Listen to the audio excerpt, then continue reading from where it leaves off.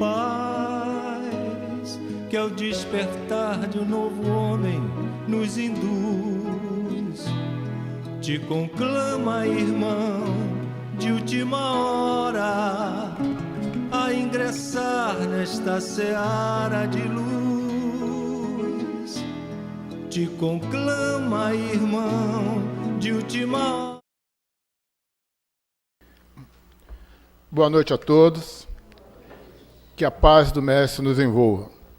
Talvez seria bom deixar essa luz aqui apagada para ter uma visualização. Ah, tá bom.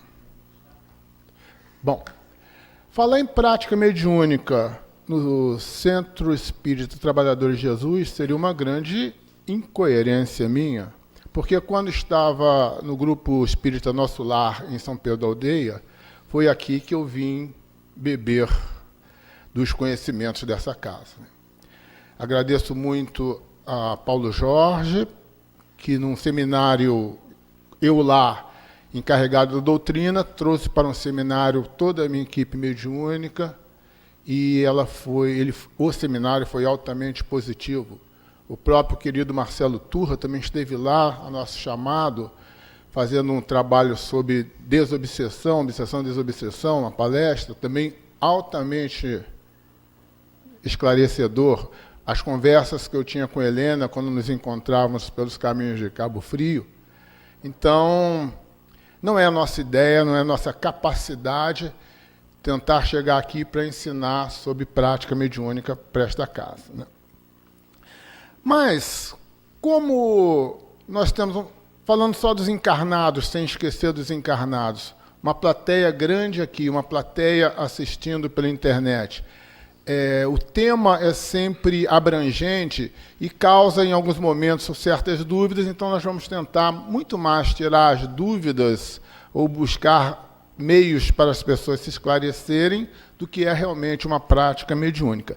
E percebendo também que, como diz os espíritos, que nós sofremos a influência dos espíritos desencarnados, muito mais do que percebemos, muito mais do que entendemos até, e que, no fundo, todos somos médiuns, a prática mediúnica serve, então, para todos nós, né? A doutrina espírita, ela se pauta num tipo de mediunidade, que é a mediunidade com Jesus, né? Fora dele é mediunismo, fora dele é comunicação entre os planos, mas o que a doutrina espírita propõe é que esta mediunidade, este uso da mediunidade, esse trabalho nessa prática dentro da casa espírita, tenha por base Jesus Cristo, né? De modo exatamente que não se torne apenas uma comunicação entre dois planos, que pode existir e existe em qualquer lugar, porque não é uma criação da doutrina espírita esse contato entre os dois planos, né? Toda a base do nosso estudo, então, é o Livro dos Médiuns, né? Obviamente, nós vamos buscar nas obras complementares e nos grandes estudiosos da doutrina espírita, principalmente na área da mediunidade, algumas informações que complementam, mas todas elas estão em acordo com o Livro dos Médiuns, que é a base para o estudo e a base para o conhecimento doutrinário nessa área da mediunidade. Interessante que, normalmente, no movimento espírita, nos grupos de estudo, estudar a mediunidade é sempre mais complicado, né? As pessoas argumentam que é um livro difícil de entendimento. Na verdade, quando nós consideramos alguma coisa difícil, é que nós estamos nos dando um comando de que aquilo nós não queremos, né? Então, quando nós estamos interessados em alguma coisa, nós vamos buscar o conhecimento, vamos buscar aprender, vamos superar dificuldade, que é muito mais da ignorância, no sentido do desconhecer, do que realmente dúvidas que possamos ter, né? Então, para ser espírita, é preciso se familiarizar com os termos utilizados por Kardec no Livro dos Médiuns, né? Não existe conhecer doutrina espírita desconhecendo o Livro dos Médiuns. Não precisamos ser, deveríamos, né, mas até certo ponto, não precisamos ser profundos conhecedores do Livro dos Médiuns, mas temos que estar familiarizados com que o livro dos médiuns nos coloca. Bom, vamos conversar, já que a mediunidade é com Jesus, com o próprio Mestre em Mateus, capítulo 10, versículo 1. Convocando seus 12 discípulos, deu-lhes autoridade sobre espíritos impuros, a fim de expulsá-los e curar toda doença e toda enfermidade. Então, Jesus já começa delegando autoridade para se curar em seu nome, para atender os sofredores, para atender aqueles que necessitam de algum tipo de suporte que alguém tenha condição de dar. E como todos nós sempre temos algo de nós para dar para alguém que não tem, esse processo da interdependência dos espíritos encarnados e desencarnados, ela fica bem clara. Mais à frente, o próprio Mestre dizia que mandaria os seus discípulos, né, como se fossem ovelhas, a busca, melhor, das ovelhas perdidas da casa de Israel, dizendo que era para buscar todos aqueles que estão em sofrimento. Sofrimento esse que nós sabemos, simples consequência de erros e atitudes e ações tomadas erradas ou ações deixadas de ser tomadas e que de alguma forma trouxe dor e sofrimento para alguém. Mas Jesus nos dá, nesse mesmo capítulo, uma mensagem maior no seu versículo número 10. Curai enfermos, erguei mortos, purificai leprosos, expulsai demônios. De graça recebestes, de graça dai. Então chamava a atenção para a prática da caridade. Porque qualquer tipo de doação que façamos ao próximo, a doação por entrega, a doação pelo prazer de atender, é uma caridade. E às vezes até sem esse interesse, às vezes até com outro interesse, se ajudamos alguém em alguma coisa, é a prática da caridade. Mas Jesus nos alerta que essa prática da caridade deve ser feita sob a ótica de não esperar, não desejar e não almejar nada em troca, muito menos barganhar o bem que nós possamos fazer por alguém, né? Serve também de alerta aos médiuns, né? Porque nesse grande processo de comunicabilidade entre os planos, né, é um processo de doação, é um processo de entrega, onde o médium está ali se entregando para ajudar aquele que precisa e, obviamente, ele tem que estar no entendimento que ele não pode exigir nada de graça. Mas sabendo, e isso Emmanuel nos coloca, que a prática do bem nos traz um bem de retorno. E interessante que Emmanuel coloca que isso não é promessa de amizade, isso é lei. Então a prática do bem, ela trará como consequência, pela lei de causa e efeito, o retorno do bem para aquele que assim pratica, né? É o que nós podemos falar, a mediunidade com Jesus, né? Trabalhando essa visão de Jesus, que se de graça recebermos a capacidade da comunicação mediúnica, da faculdade mediúnica, que possamos usá-la no objetivo de atender o próximo. Nós vamos ver também o que Erasto nos diz no capítulo 20 do próprio Livro dos Médiuns, no seu item 226. Não creias que a faculdade mediúnica seja dada somente para a correção de uma ou duas pessoas, não. O objetivo é mais alto. Trata-se da humanidade. Então, ninguém pode se imaginar numa prática mediúnica visando atender objetivos pessoais, objetivos localizados de amigos, de companheiros, de pessoas que estão ao seu entorno. O processo da mediunidade é um processo da amplitude da humanidade, e levando a humanidade para todos os cantos deste e de qualquer outros universos que a ciência está começando a chegar à conclusão que possam existir. Então, o médium vai ser sempre o meio pela qual a espiritualidade vai enviar novos conhecimentos ou fortalecer conhecimentos já estabelecidos que visam um bem maior, que é o bem de uma humanidade regenerada, pronta para o grande processo de evolução deste orbe para um planeta de regeneração. E é o próprio Erasto que continua dizendo: um médium é um instrumento pouquíssimo importante como indivíduo. Como indivíduo, mas como grupo é fortíssimo.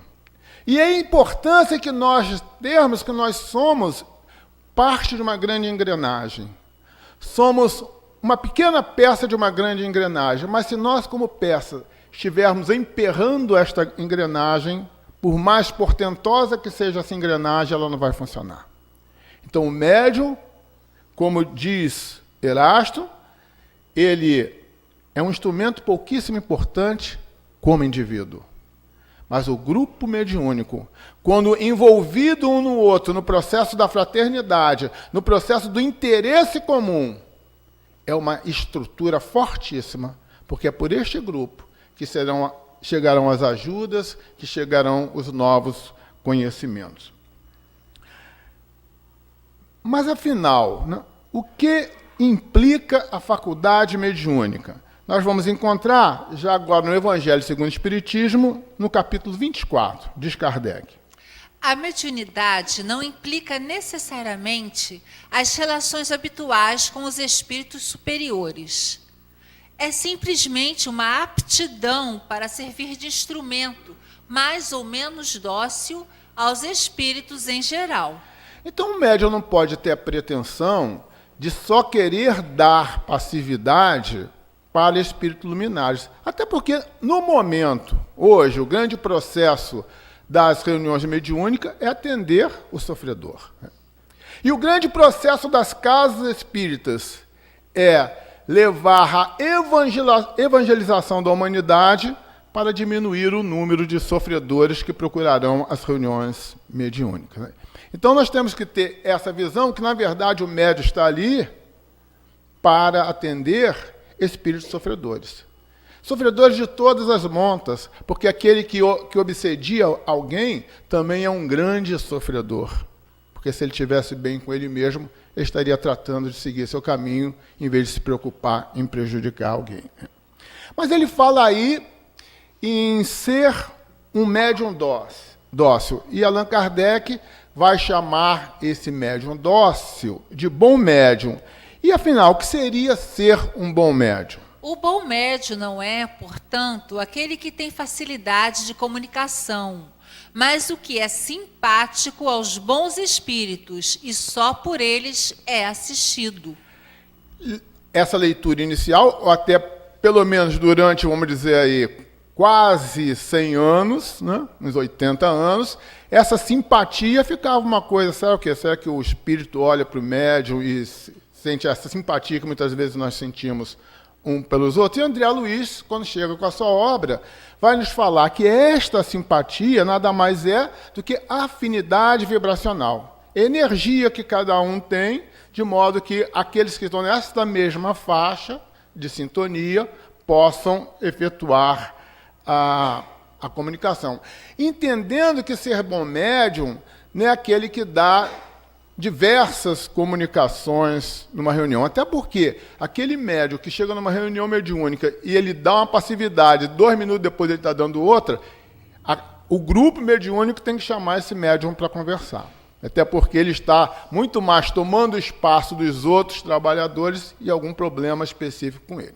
Então, na verdade, não é a quantidade de comunicações que ele venha a ter ou venha a dar, mas a qualidade destas comunicações. E a qualidade não é ter espíritos superiores com ele. A qualidade, ele dá oportunidade do espírito sofredor se expressar na sua capacidade máxima, falar aquilo que ele gostaria de colocar. Obviamente, e o médium, como filtro, vai dosar a agressividade, dosar os termos, mas ele tem que ser da capacidade, em sua totalidade, de expressão do espírito que chega para a comunicação. E acaba que muitas vezes, né, me perdi um pouco. Acaba que muitas vezes, né, fica essa dúvida. Mas o que leva, então, o médium a ser simpático aos espíritos superiores? O que leva o médium a ter essa afinidade? É nesse sentido, unicamente, que a excelência das qualidades morais é de importância absoluta para a mediunidade. Porque o médium moralizado na sua condição de relação, ele está totalmente apto para que a espiritualidade, que é responsável pelas comunicações, lhe tragam todo e qualquer tipo de comunicação para ele poder dar. É a maneira com que ele abre os seus canais de relação com o plano espiritual, principalmente uma delas, isso em outras nós vamos falar, mas a moralização dele como ser é fundamental para que essa capacidade se expresse.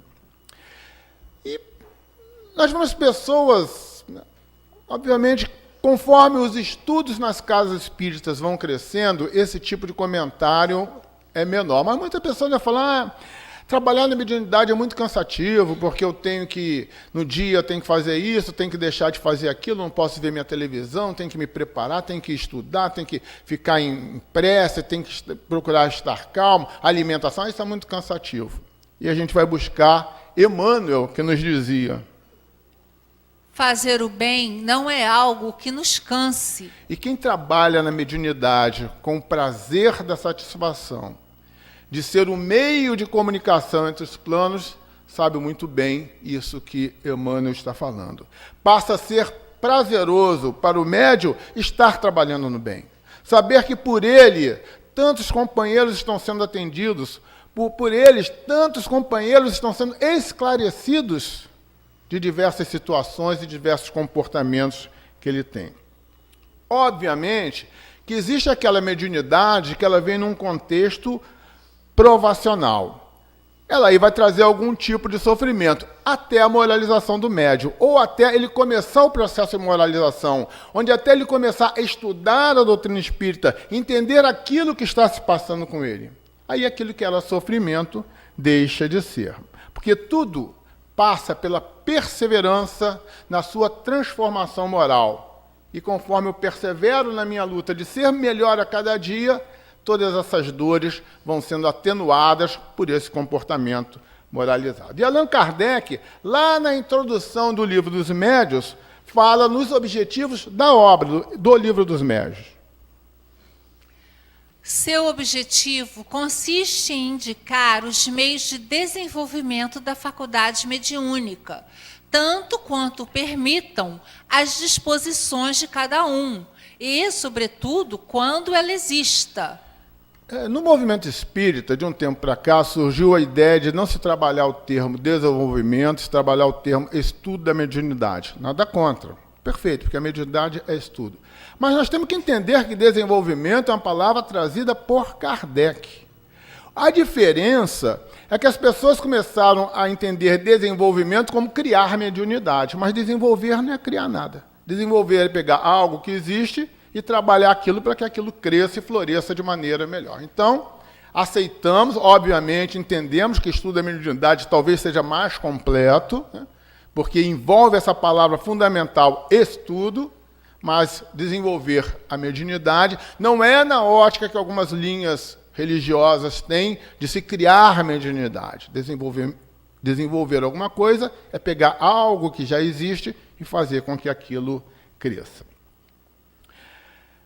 André Luiz usa esse termo no livro Nos Domínios da Mediunidade. Agora, e deixa bem claro que nós não devemos forçar a mediunidade em ninguém. Ela é algo que aflora, ela é algo que vai se manifestar, porque é uma faculdade do espírito, mas que vai estar plasmada no corpo físico através da sua glândula pineal, com capacidade para essa comunicação. Não se pode criar mediunidade, mas também não se pode retirar. Aquele que tiver, que procure trabalhá-la, porque senão cai naquele caso da mediunidade provacional, que a pessoa vai ter 1000 problemas e acha que os problemas é por causa da mediunidade. quando exatamente os problemas é porque não se atém à necessidade de transformação, não se procura estudar aquilo que está acontecendo, e quando a gente passa por situações que não conhecemos, a tendência daquilo tornar-se um drama é sempre muito maior. E Sueli Caldas Schubert nos fala muito bem, interessante isso. Desenvolver a faculdade mediúnica se faz muito mais fora da reunião mediúnica do que dentro dela. Porque a moralização, nós não vamos fazer tratando, se for o dialogador, ou se for um outro médium que não esteja dando a passividade, no pensamento bom envolvendo aquela pessoa, né? A moralização se dá na relação do dia a dia. E tem uma colega lá do grupo, está lá ainda no nosso lar, médium, que ela falava, eu vejo que é muito fácil tratar bem o espírito que chega e muito difícil tratar bem a pessoa que cruzamos todo dia na rua, né? Então é isso. O bom médium começa por essa vida do entendimento, que precisamos trabalhar sob uma ótica de uma universalidade de irmãos, trabalhando aqueles que pensam diferente, aqueles que estão em níveis, muitas vezes, não tão elevados moralmente como possamos estar, que eles também precisam do nosso suporte, que eles precisam do nosso apoio. Por quê? Porque vai ter gente muito mais à frente da gente que está sendo tolerante conosco, está tendo paciência, está nos ajudando de alguma forma. Mas existem outros objetivos também. Guiá-las nas suas observações, assinalar-lhes os obstáculos que podem e hão de necessariamente encontrar. Voltando ali a Kardec, informando na introdução. Por quê? A prática mediúnica vai trazer alguns obstáculos que são produzidos não pela faculdade, voltamos a falar, mas produzidos pela ignorância de todo o processo, como o processo se dá, do médium. Por isso, a importância do estudo. Por isso, a importância da luta pela moralização dos seus comportamentos. De qualquer forma, né, servem essas dificuldades, esses espinhos do caminho, para a experimentação da nossa perseverança, da nossa determinação de realmente sermos fiéis seguidores de Cristo. E o próprio Kardec vai citando outros objetivos. Iniciá-las na maneira de confabularem com os espíritos, indicar-lhes os meios de conseguirem boas comunicações, tal o círculo que temos de abranger, sob pena de fazermos trabalho incompleto. Então, e ele vai explicando, o livro é isso, a maneira de se ter essa comunicação. Os meios de se comunicar, os meios de conseguir, nesta relação de planos, a melhor capacitação e a melhor comunicação. E conseguir, então, essas boas comunicações é a finalidade básica que o Livro dos Médiuns vem nos trazer. Por quê? Se nós não fizermos com que estas comunicações sejam boas, o nosso trabalho está incompleto. Alguém vai deixar de aurir alguma necessidade que veio buscar quando chegou na reunião mediúnica. Obviamente, ele vai ser encaminhado para outro lugar. Mas aquele que teve a oportunidade de fazê-lo não fez, cria para si um débito que ele vai ter que saldar. Também não é promessa de inimizade, é lei. Bom, vamos agora ao capítulo 17, da formação dos médiuns, né? E Kardec, então, dá um alerta aos médiuns iniciantes. O desejo natural de todo aspirante a médium é o de poder confabular com os espíritos das pessoas que lhe são caras. Deve, porém, moderar a sua impaciência, porquanto a comunicação com determinado espírito apresenta muitas vezes dificuldades materiais que a tornam impossível ao principiante. Já falamos, a mediunidade não é para atingir ou ser utilizada para fins particulares. É de uma amplitude muito maior. O fim é a humanidade, né? E importante, e aí ele é uma coisa que é muito discutido nos grupos de estudo, quanto evocação. Devemos evocar espíritos? Aí tem aqueles que dizem que sim, tem aqueles que dizem que não vamos entrar nessa luta com nossa opinião pessoal, que pouco importa. Mas quando se argumenta, mas Kardec evocava. Mas qual era o objetivo das reuniões de Kardec? Então nós temos que ver o seguinte, qual o objetivo para se fazer uma evocação de um espírito numa reunião mediúnica? Se for parecido com o do Kardec, faça. Se não for, a coisa entra para particularidade de algum problema. Respeito os trabalhos de desobsessão, que às vezes são necessários evocar o espírito obsessor, mas como uma prática mediúnica, temos que estar atento se o objetivo final é de uma amplitude maior ou apenas algum tipo de necessidades particulares. Na sequência, Allan Kardec explica como se processa essa comunicação. Para que um espírito possa comunicar-se, preciso é que haja entre ele e o médium relações fluídicas, que nem sempre se estabelecem instantaneamente. Só à medida que a faculdade se desenvolve é que o médium adquire pouco a pouco a aptidão necessária para pôr-se em comunicação com o espírito que se apresente. E como se desenvolve esta faculdade? Estudo, a base. Espíritas, amai-vos, espírita, instruí-vos. É a base do Espírito da Verdade que nos trouxe, né? E qual é a base, além do estudo? A moralização. Até porque quem estuda a doutrina espírita sabe que é fundamental a moralização. Então o estudo vem sempre trazendo todo o bojo das necessidades que o espírita precisa ter. E aí nós falamos no estudo sobre a ótica geral, que traz a necessidade da moralização. E para aqueles participantes de reuniões mediúnicas, a presença constante na reunião, tem que ter este compromisso e mais do que este compromisso. Que este compromisso é um compromisso físico. Eu tenho que estar lá, vou estar lá. Mas o compromisso do interesse, o compromisso da entrega, de estar ali, entregue para ser um instrumento do bem. Kardec também nos fala na postura ideal para que a comunicação se dê.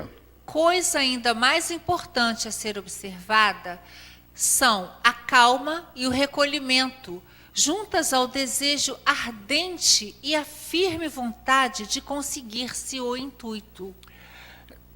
É um consenso dentro da doutrina que no dia da reunião mediúnica, o médium deve estar em prece, deve estar em oração. Mas quantos médiuns trabalham e saem do trabalho para a reunião mediúnica? Então, o grande processo não é estar naquele dia em prece e meditação. É viver a vida nos seus momentos voltado para a ligação com o maior.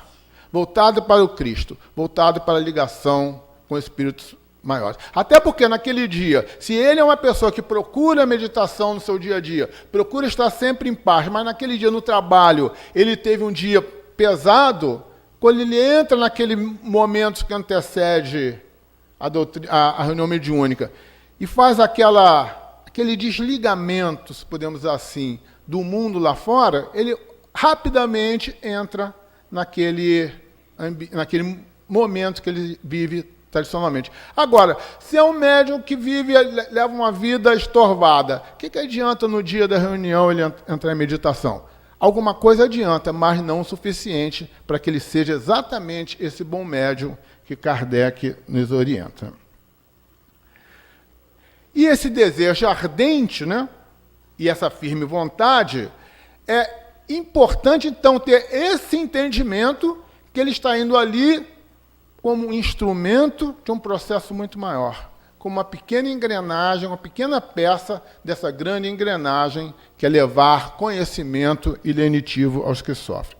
Allan Kardec também nos fala da grande dificuldade que o médium principiante encontra.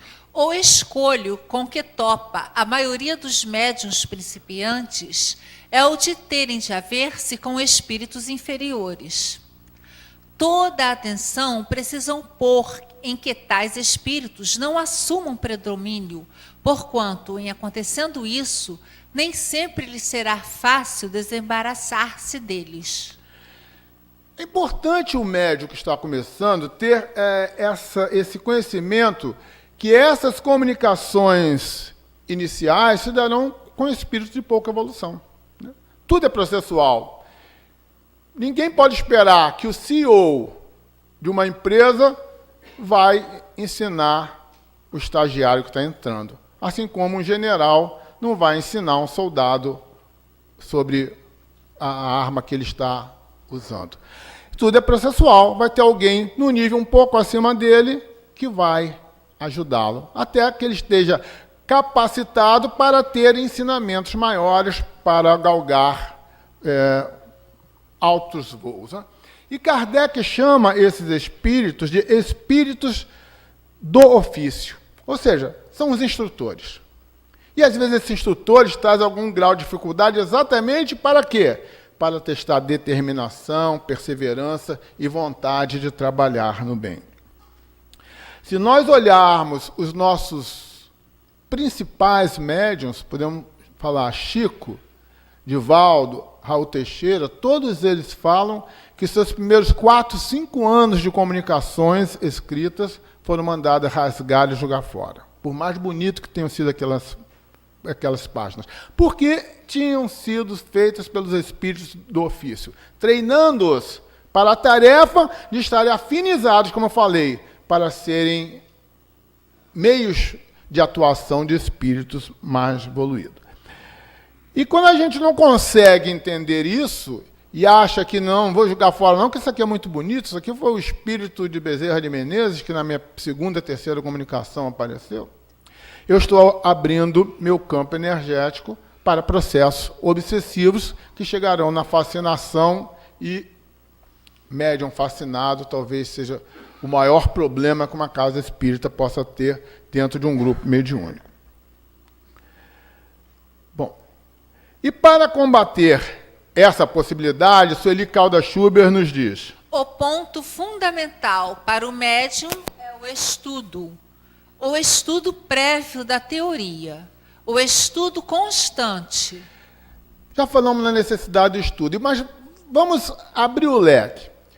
Um engenheiro, ele pode chegar ao ponto de dizer que ele não precisa estudar mais? Um médico pode dizer ao ponto que ele não precisa estudar mais? Então, só nesse aspecto de uma profissão, eu não posso chegar ao ponto de imaginar que não preciso estudar mais nada. Obviamente, num trabalho mediúnico também, o médium tem que estar sempre nessa constante luta para crescer. A base é o livro do médium, mas a base também são os trabalhos complementares. Um trabalho fantástico que nós temos é o livro Seara dos Médiuns, de Emmanuel. Mas o médium, ele vai ser sempre vítima, se podemos botar essa vítima entre aspas, de armadilhas desses espíritos do ofício, ou pior, quando ele já se sente fascinado, de tantos obsessores que virão. Mas esquece o fascinado. Aquele iniciante, ele vai ser testado em diversas situações, né? O estudo doutrinário, a prática do bem, vai fortalecê-lo. Mas esses problemas que ele pode estar sofrendo, eles não são de todos perdidos. Ele tem utilidades. Nós vamos ver Joana de Anjos no livro Entrega-te a Deus, quando ela fala sobre esse tipo de processo. As ciladas têm a finalidade de proporcionar a aquisição de resistências espirituais. Quando o médium, lá na sua quinta, sexta comunicação, recebe mensagem de Jesus, e peraí, deixa eu falar aqui com o chefe do grupo, o que eu recebi? Não pode ser Jesus. O cara falou, difícil ser. O médium já venceu. Ele foi testado, mas teve a noção da sua pequenez ainda para receber, não precisa nem falar Jesus, uma própria Joana de Ângeles. Um Bezerra de Menezes, como citado anteriormente. Então, quando ele recebe alguém se dizendo e percebe que ele não tem a capacidade para isso, e leva para frente, e as pessoas falam, realmente não deve ser. Olha aqui, está tudo bonito aqui, mas olha essa frase aqui, como já destoa do que o Bezerra Menezes falaria.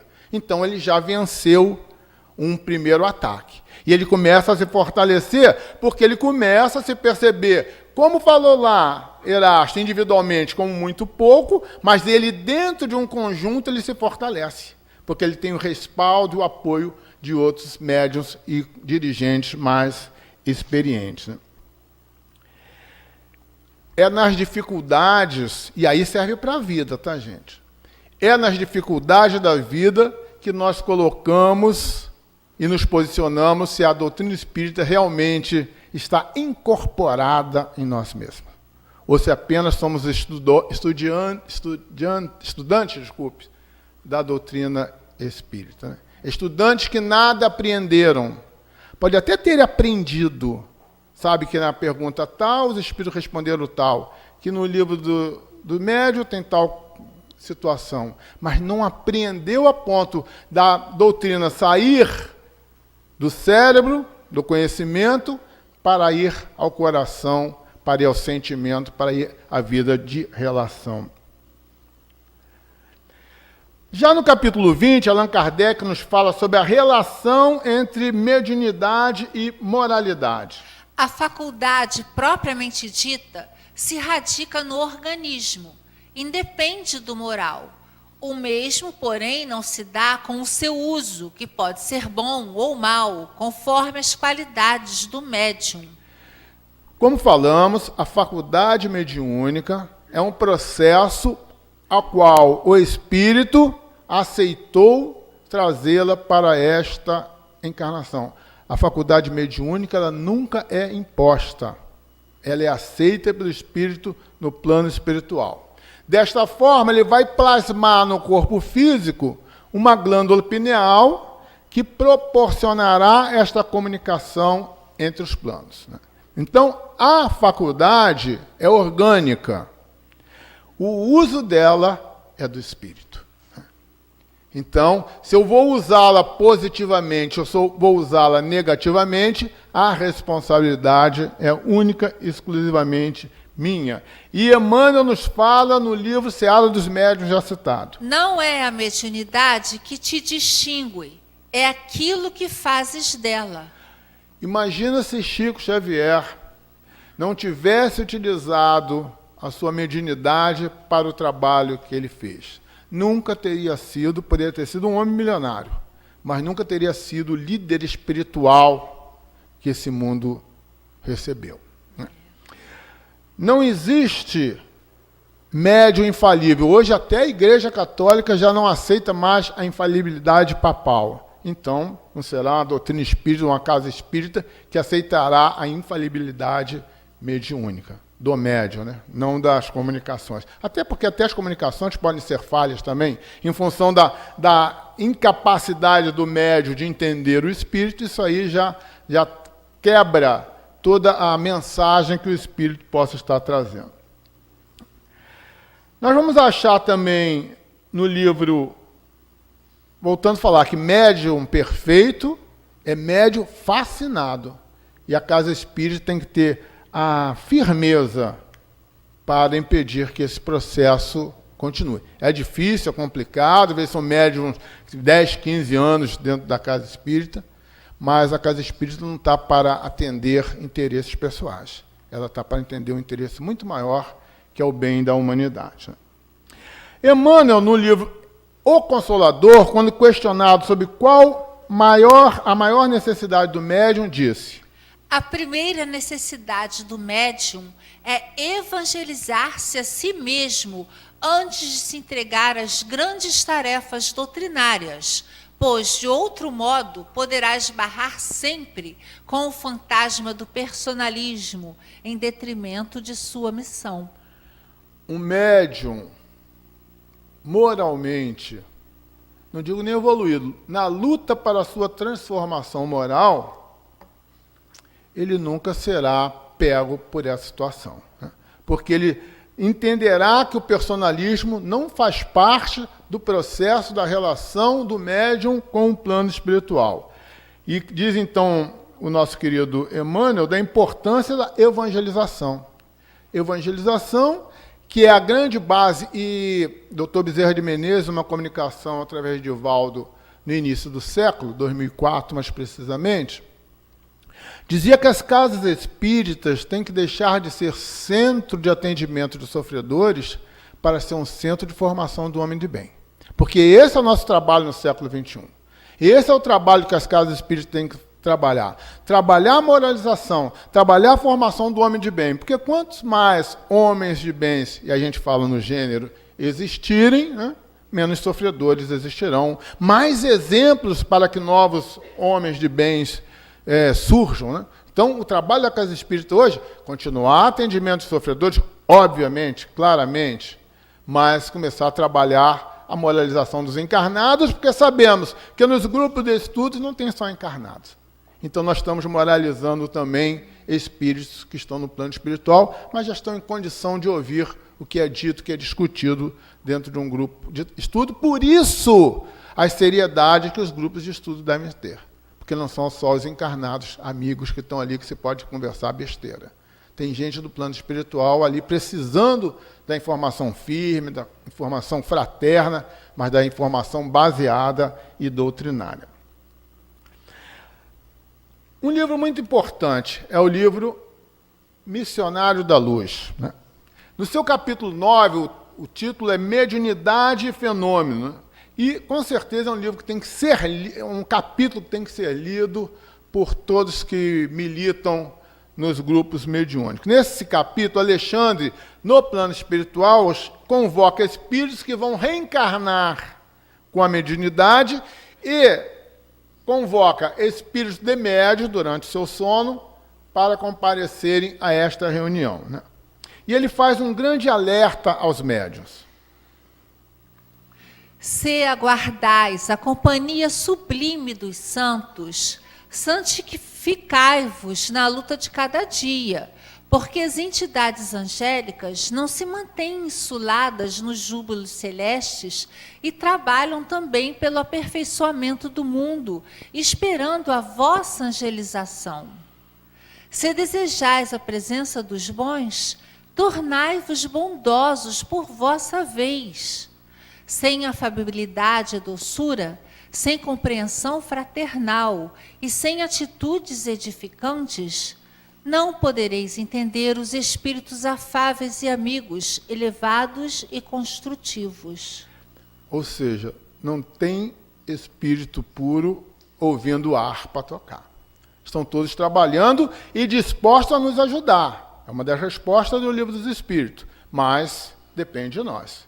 Depende de quê? De eu criar essa capacidade vibracional de modo que eu possa receber essa ajuda deles, através de diversos tipos de necessidades que eu possa vir a ter. E ele fala uma coisa muito interessante aqui, que é se a gente quer a presença dos bons, nos tornemos bons, né? Não vamos esperar que os bons cheguem para a gente se tornar bons, senão nós nunca chegaremos lá. E no outro livro, o livro Libertação, quando André Luiz está numa igreja, uma passagem muito interessante, e não vai nenhuma crítica à igreja, e a gente não vai entrar muito em detalhe por causa do tempo. Mas o que eu quero falar aqui, André Luiz se vira para o seu instrutor, que eu não me lembro qual, e pergunta sobre como conseguir a luz, essa luz da espiritualidade. E o instrutor é muito claro, faça acender a sua luz. Acenda a sua luz, mesmo que seja um palito de fósforo, que eu estou dessa forma atraindo que a luz venha para mim. Então, se eu quero o bom, se eu quero aquele iluminado, que eu me torne bom e que eu me ilumine alguém no seu caminho. E a iluminação é exatamente essa, levar a luz àquele que está nas trevas, aquele que está na dificuldade.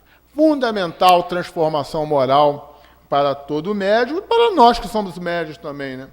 E nesse mesmo capítulo, um pouco antes, André Luiz nos coloca: sem o Cristo, a mediunidade é simples meio de comunicação. mera possibilidade de informação, como tantas outras, da qual poderão assenhorar-se também os interessados em perturbações, multiplicando presas infelizes. Por isso, a grande preocupação dos luminares do plano espiritual, que a nossa mediunidade tenha por base Jesus. Carlos Bacelli disse que certa feita, Chico, já no seu final de vida, falou para ele que a grande preocupação que ele tinha com a doutrina espírita, que ela deixasse Jesus de lado e se tornasse mais uma linha espiritualista, como tantas estão aí. Então nós, do movimento espírita, não podemos nunca abrir mão dessa presença do Cristo nos nossos ensinamentos, porque senão a mediunidade vira uma caixa de Pandora, que quando aberta nós não sabemos o que sairá de lá, né? Somente o médium que estuda vai ter o discernimento para entender que aquilo é uma armadilha que estão propondo para ele. E o próprio Jesus, né, que Allan Kardec nos coloca como o Espírito da Verdade, numa comunicação no Livro dos Médiuns, que ele assina lá Jesus, e Kardec tem cheio de dedos para botar que a assinatura é de Jesus, mas diz, o Espírito, no final, falou que era Jesus. Mas depois, ele vai botar essa mesma comunicação lá no Evangelho segundo o Espiritismo, assinado Espírito de Verdade. Então, a associação de que Jesus é o Espírito de Verdade, o próprio Alexandre, nesse livro, coloca isso. Diz Espírito de Verdade. Espíritas, amai-vos, este é o primeiro ensinamento. Instruí-vos, este é o segundo. No cristianismo encontram-se todas as verdades. São de origem humana os erros que nele se enraizaram. Um grande ponto de discussão nos grupos de estudos de mediunidade é quando a pessoa fala, o amor basta. O amor é fundamental. Mas nós temos esse amor total? Então nós não podemos dizer que basta o amor, porque não tem esse amor total. Vamos fazer um exemplo? Vamos dizer que eu saio ali fora e vejo um atropelamento. Cheio de amor, eu vou lá e puxo a pessoa do chão. Se não matá-lo, posso deixá-lo tetraplégico. Foi cheio de amor. Mas o amor sem o conhecimento, o amor sem o sentido do que fazer, ele pode trazer dor. Então, o amor é importante dentro de uma reunião mediúnica? Mas qual de nós pode ter a condição de dizer que tem um amor em sua totalidade, de modo que não precisa estudar? Então, essas coisas a gente tem que estar um pouco atento quando falamos nessa importância do amor, né? Então, a doutrina nos traz a busca do raciocínio de tudo que nos é colocado, que nós chamamos de fé raciocinada, né? E como nós vamos aprofundar e como utilizar essa fé, como utilizar o estudo no aprofundamento das propostas do Espiritismo? Nos diz Erasto no capítulo 20 do Livro dos Médiuns. Os médiuns levianos atraem espíritos da mesma natureza. Certamente podem eles dizer, às vezes dizem, coisas aproveitáveis, mas um exame severo e escrupuloso se faz necessário, porquanto, de ir em volta com essas coisas aproveitáveis, espíritos hipócritas insinuam asserções mentirosas, a fim de iludir a boa-fé do que lhes dispensam atenção. Erasto escreveu naquela época algo que é para hoje.